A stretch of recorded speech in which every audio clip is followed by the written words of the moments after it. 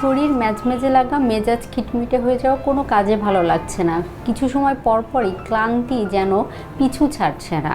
এই জাতীয় সমস্যা অনেকের মধ্যেই দেখা দিয়ে থাকে। এই জাতীয় সমস্যার পাশাপাশি শরীরে মাংসপেশিতে ব্যথা, শরীরে হাড়হাড্ডিতে ব্যথা, এই লক্ষণগুলোও যদি প্রকাশিত হয় তাহলে অবশ্যই চেক করে নিতে হবে শরীরে ভিটামিন ডি এর ঘাটতি রয়েছে কিনা।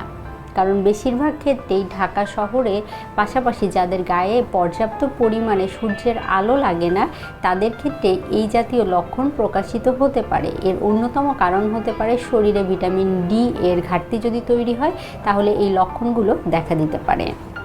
আর ভিটামিন ডি এর পরিমাণ যদি অনেক বেশি কমে যায় তাহলে কিন্তু অস্টিওপোরোসিস বা অস্টিওআর্থ্রাইটিস এই জাতীয় সমস্যাও দেখা দিতে পারে। সেক্ষেত্রে অবশ্যই গায়ে পর্যাপ্ত পরিমাণে সূর্যের আলো লাগাতে হবে। কখন সূর্যের আলো লাগাবেন? সকাল 10টা থেকে দুপুর 2টার মধ্যে 20 থেকে 25 মিনিট গায়ে সূর্যের আলো লাগাতে হবে।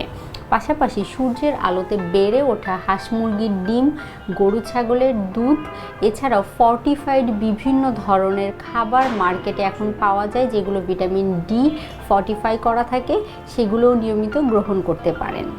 আর অতিরিক্ত পরিমাণে কমে গেলে অবশ্যই বিশেষজ্ঞের শরণাপন্ন হয়ে কতটুকু পরিমাণে সাপ্লিমেন্ট গ্রহণ করতে হবে সে বিষয়টি নিশ্চিত হয়ে তারপরে গ্রহণ করার চেষ্টা করতে হবে। অনেকে নিজে নিজেই সাপ্লিমেন্ট গ্রহণ করেন, যে বিষয়টি করা থেকে বিরত থাকতে হবে। কারণ আপনার কতটুকু ভিটামিন ডি কমে গিয়েছে সেই অনুযায়ী কতটুকু ডোজ হওয়া উচিত, ডোজগুলো কত দিন ব্যাপী চলবে সেই সম্পর্কে সঠিক আইডিয়া অবশ্যই একজন বিশেষজ্ঞ ডাক্তার আপনাকে দিতে পারবেন।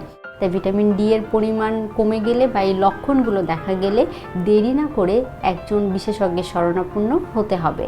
পাশাপাশি সঠিক সুনির্দিষ্ট খাদ্য তালিকা মেনে চলতে হবে, নিয়মিত গায়ে সূর্যের আলো লাগাতে হবে।